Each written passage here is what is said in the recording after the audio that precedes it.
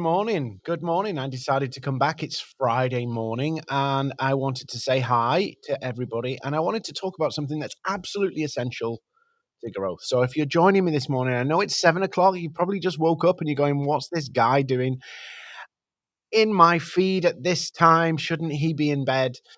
Well, let me just tell you, absolutely essential for growth. I want to really talk about this. Please let me know if you're joining me in the chat. So say hello. Don't leave me hanging.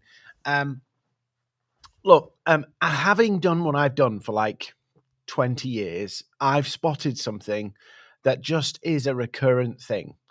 And you're going into a recession. We're going into a recession. We're in a recession. I don't know. Um, but you see a lot of the tech sector kind of firing people at the moment. I think Facebook laid off 11,000 people. There is a wave of stuff happening right now that's like, oh my God. Um, and I want to talk to you really about, okay, so this is all going on. What do I do about it? And what should I be doing right now? Well, first things first, right? I always like to think about a difficult economic period, particularly for a business, is you either go backwards, you hold your ground, or you grow. So you either go backwards, you hold your ground, or you grow. Tell you now, doing nothing will go backwards. So if you just try and stand still, if that's your plan, stand still, you will basically go backwards. So to not go backwards, you either have to do lots of effort, you'll lose clients, some will go out of business, that kind of stuff. So you have to kind of work a little bit harder to sustain your existing business, or you find that it's actually more difficult to acquire clients and stuff, but you keep going. And then there's the growth piece. And most people think growing in a recession. Morning, Nabil. Growing in a recession seems like craziness. It isn't, because what happens is people cut back. I know companies, I look on LinkedIn, there's job redundancies, there's companies saying, marketing department, you've got less money to spend. So there is lots of people pulling back, and you're seeing this on social media as well. You're seeing, like, I will get to the point that I want to make this morning, but I'm just getting to prefacing it. Advertisers are cutting back on ad spend. That's why the tech sector is getting impacted quite heavily, social media platforms. So you've got all of this stuff going on, and it can leave you feeling like, oh, what do I do? Maybe I should just hunker down. Time and again, if you look into recessions, the people who come out fighting from a recession are the ones who kept working hard, pushing, trying to grow the business during the recession.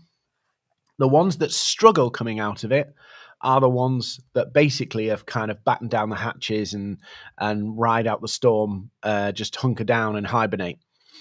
And that's true in pretty much every recession. You've seen that. Now, of course, there are some industries that generally do well in recession or unaffected from recessions, but a lot of us will feel that downturn in our business. And so we have to do something about it. Doing nothing means going backwards. So it leads me to one of the big fundamental things that I see time and again that people miss about growing a business, about marketing, about getting more clients, all of that stuff. Right. So here it is. And I'm going to just lay it out as best I can. And hopefully you get this. You don't miss what I'm trying to say. So there are three vital elements you need to basically approach any kind of growth campaign or project to build a business, whatever. There's three kind of things. There's obviously the knowledge, the knowledge of what do we need to do, the basic theory of what we're going to do to grow the business. There's obviously then the skills. Can we do it? Do we have the technical competence? Do we practically know what to do? And then the troublesome one is the behaviors. And even in good times, I see this problem.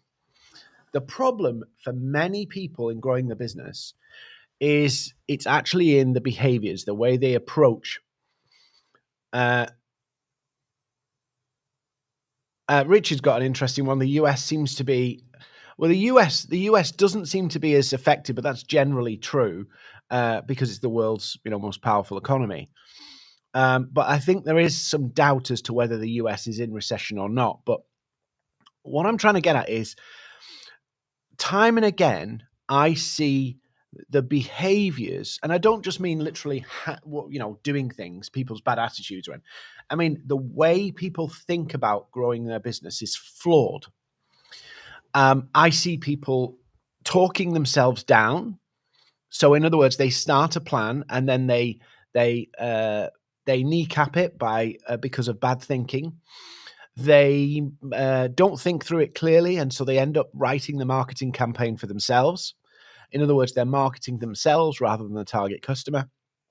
I see people massively doubting their own abilities and chickening out of doing any form of campaign themselves. So they basically don't do anything. So they plan to do lots of things and then just go, no, I'm not going to do it. Yep. And the other big one I see is where they're so nervous inside their way they're thinking, they want to avoid failure. They actually hedge their bets, or they don't give anything time. And the number, oh yeah, Richard, 100% agree. The number of people I have met over the years where they've tried something for a few days or a few weeks, didn't work, and moved on to the next thing, and moved on to the next thing, and moved on to the next thing. To really build a business, you have to lock in on something, get something working, and consistently apply it.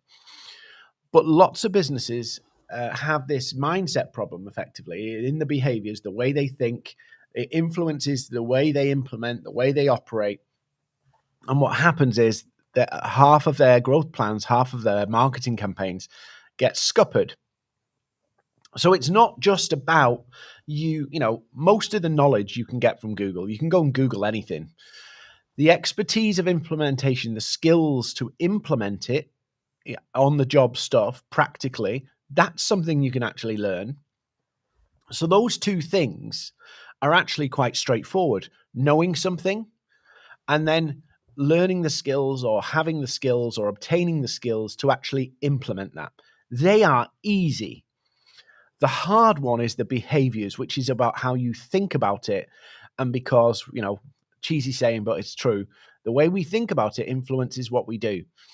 And so what happens is we come up with wishy-washy stuff. The amount of times I've been asked, Dean, I don't want to target one key decision maker. I've got lots of different targets.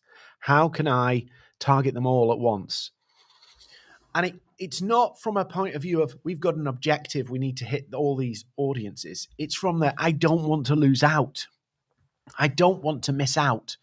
And I often say, and I know for many people, this does not satisfy them. When I answer this question, it does not satisfy them. I say, look, you'll have more success if you zero in on one group of people, get it working, get something performing, and then build out. Put all of your focus onto one group, make that successful, get that successful. And it is about making something successful, by the way. Things don't work first out the bat. Do that first and then move on to another group. And I can see in their eyes, the logic of that makes absolute sense. But the behaviors, their fear of missing out, means they'll try and do everything at once. So what happens is their content becomes broad and wishy-washy. They try to appeal to everybody all at once. And so what happens is you have a generic marketing campaign. Now, if I'm trying to target CROs in the tech sector who are under massive pressure right now, my message to them is going to be way different to a CEO or a CRO of a manufacturing firm in retail, where theirs is very often it's steady Eddie stuff. The pressures are different. The message is different. The whole thing is different, even though it's the same roles. but their motivations for growth, their motivations will come from a different place. CRO in the tech sector might be coming from a place of pressure and of maybe they're cutting back, and so they're having to find ways to do more with less. So they're under a pressure point. These guys, it's far more process driven, far more system driven, but I could go to both with the same message and appeal to nobody. And this comes from a behavior problem. Hello, Martin from Mauritius. It comes from the way we think, and that influences the way we act and the way we interpret knowledge. And what happens is if our behaviors aren't right, and this applies to small businesses and big businesses, if our behaviors aren't right, the thinking behind what we're doing isn't right, we scupper ourselves. We literally ruin our chances. I had a client, and they decided in 6 weeks into a campaign, 6 weeks into a campaign, they changed their ideal target, their target audience, 4 times. 4 times. 4 times. And we're curious about why was this not landing? Why was this not working? And there's been times where, and some people in the marketing world will know this. Sometimes, and I have been guilty of this, is it's very difficult to turn around to a client and say, you need to get your shit together. You need to sort yourself out. You're behaving like a child. Now, I can say that to you now, but it's quite difficult to say that to somebody who's paying your invoices. But marketing people watching this, you have to do it. Maybe not that direct. Because if you've got a position where you're chopping and changing, it's coming from a fear. It's not coming from strategy. It's not coming from thought through. It's coming from fear. Your client, or my client in that scenario, was so afraid of losing and making a mistake that they were trying to correct something. And maybe I'm guilty of I am guilty of not standing up to the client and saying, you need to stop doing this. We have to see its course. We have to work it through. But changing your target audience 4 times in 6 weeks inside the campaign being live tells you it's coming from a place of fear. And this is what I mean by behaviors. There's some things going on in our heads that's influencing the way we do things. And if we don't get a grip on those things, what happens is we run through life and we run through business, bouncing through problem and problem and problem. Our behaviors are the reason we grow. Knowledge, I shouldn't say this really because I run a company that trains people, but it's true. Knowledge and skills can be learned. You can go to YouTube and learn them. The problem is the behaviors that keep us on track and stop us deviating. The amount of people I have seen over the years who have innovated something before they've implemented. So funny.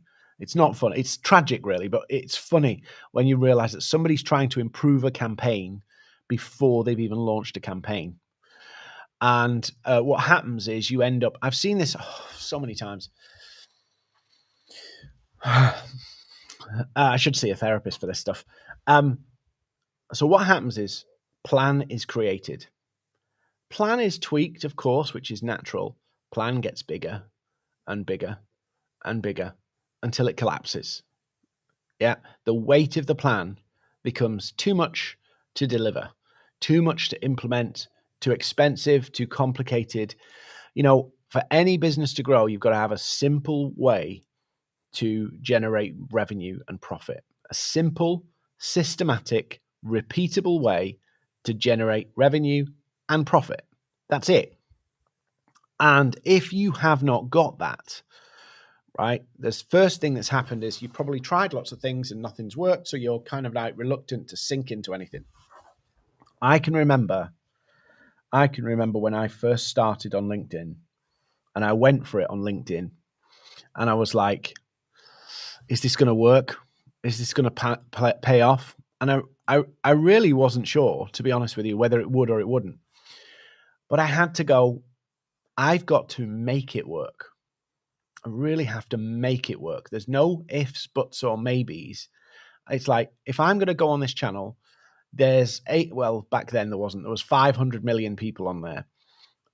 Shows you how big it's gone. 500 million people on there. If I can't get business from that platform, if I can't make that platform work for me, it's my fault. It's my fault. Morning, Murad. It's my fault. Why? Because the people are there. Other people are doing it. Other people are using it. So I just have to get the knowledge, get the expertise or the experience or the skills, and then go, how am I going to do it? And this is where most of it fails. Most of everything fails. Everything in life. It's not about knowing it. It's not about the skills, because we can get them pretty easy in most cases. It's about our mind and the way we think about it, the way we approach it. If something seems difficult, do we push through it, or do we quit it and try and find something easier? All of these things are in our behaviors, and they come from fear. Yeah, it's not like, oh, laziness, you just want an easy ride. It comes from a fear that what I'm doing isn't working. What if I invest more time in it? What if I sink more time in it and it still doesn't work? That's where it comes from generally. It's fear. Should I go with this target audience? Oh, it didn't work straight away. Oh, maybe I should switch target audience. Yeah. I'll leave you with one other story, and then I'll shut up and go. And hopefully this has been interesting for some people. I had a client. This is a while back now. Yeah. I don't remember how many years now. Right. They had the option of going for a target audience that was easily identifiable, easily accessible on LinkedIn. Easily accessible. So in other words, we could find them. And this is where the behavior problem, we could find them and we could create a message that was compelling and a service proposition that was compelling for them. So it was like, this is brilliant. We can find the people. One of the hardest things you will face in trying to grow a business online is making sure you can find your target audience easily. Now, if we're on LinkedIn, there's loads of search criteria, but sometimes there's those weird criteria that people have that doesn't quite fit into a search term. So like, say you're looking for,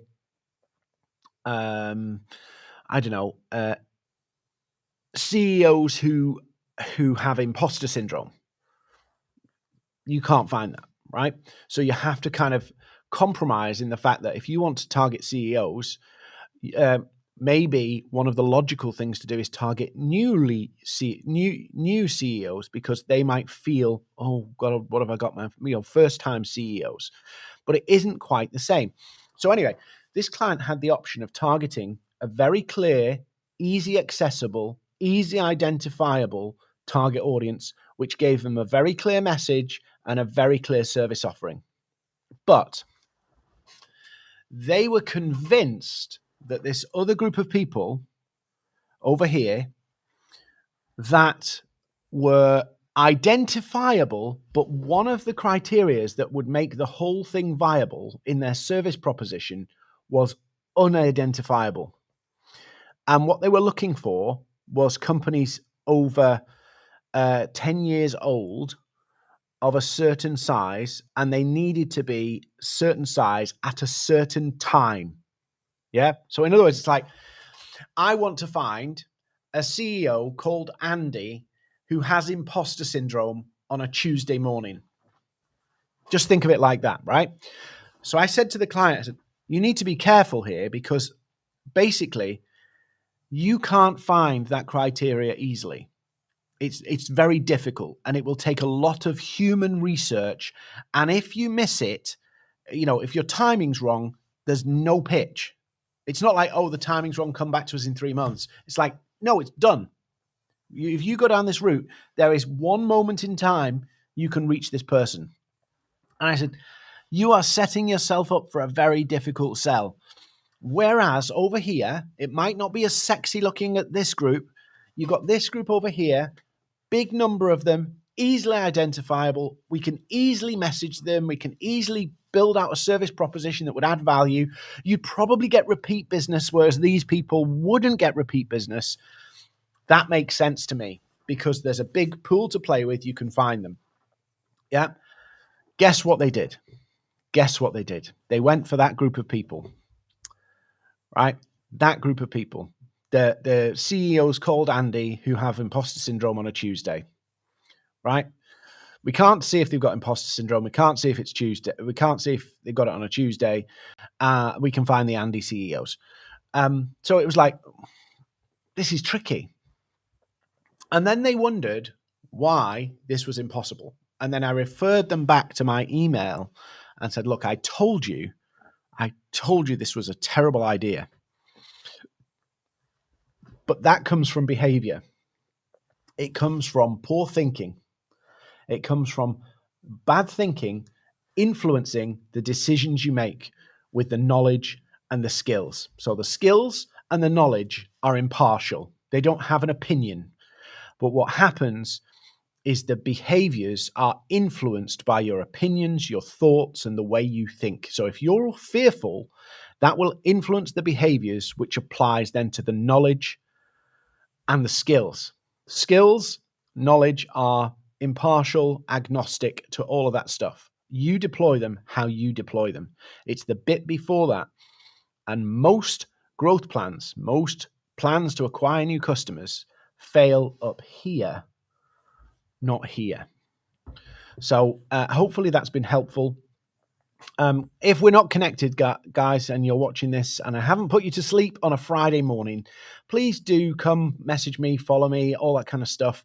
I do like to do these. I got into a vibe of doing these every morning, 7 at 7. I even made a cheesy little teaser for it, just for a bit of fun. But I do like doing them. And if this has been useful, please let me know. It's always nice to get feedback because, you do this stuff and you don't know who's watching, who's listening. Only a tiny percentage of people come back. So I do appreciate it if you want to kind of comment, message or something like that. So look, you guys have a great Friday.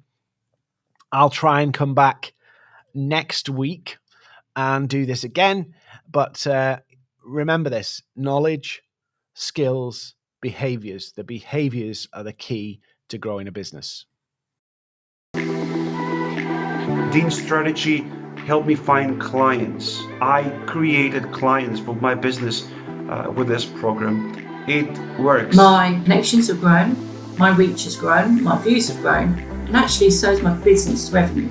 Over that 3-month period, I have actually signed up 3 new clients at a cost of £50,000. That's over just the 3-month period. So it's worth it. Every single time there's a session, I just feel like it's just a golden moment. Every single session brings me something really new and really valuable, and I've started to attract high value client sales, which is wonderful, and it's really given our business a boost. Dean Seddon and the Maverick team, what can I say? Apart from absolutely awesome. The results have been amazing. We have had loads of incoming leads coming into our lead funnels and workflow processes on our website, and we've also built a really successful community around the content that we produce and push out into our LinkedIn channels. My team has also learned a lot from working with the team at Maverick, and they've also helped us really create fantastic events on LinkedIn. I'm much more confident, and all of that, without a shadow of a doubt, is down to the work and the training and support I've had from Dean and the rest of his team as part of the Accelerator course. In terms of the training, Maverick have been absolutely fantastic. They've been so supportive. They've talked me through all the stages of what you have to do, why you have to do it, the benefits of doing it the way they tell us to do it. And I've gone from being with no social media to being actually addicted, because I can see what this can do for lead generation, generating new business. It's just been incredible, and Maverick have been superb throughout the whole process. The guys at Maverick, they've been great. Dean and his team, very knowledgeable. wealth of experience, and we've had quite a few one-to-ones now that really taught us the depths, the nooks and crannies of LinkedIn, which none of us would have known before, and I think we can continue to use that going forward. And it's been great so far, and I hope to continue to use it as well.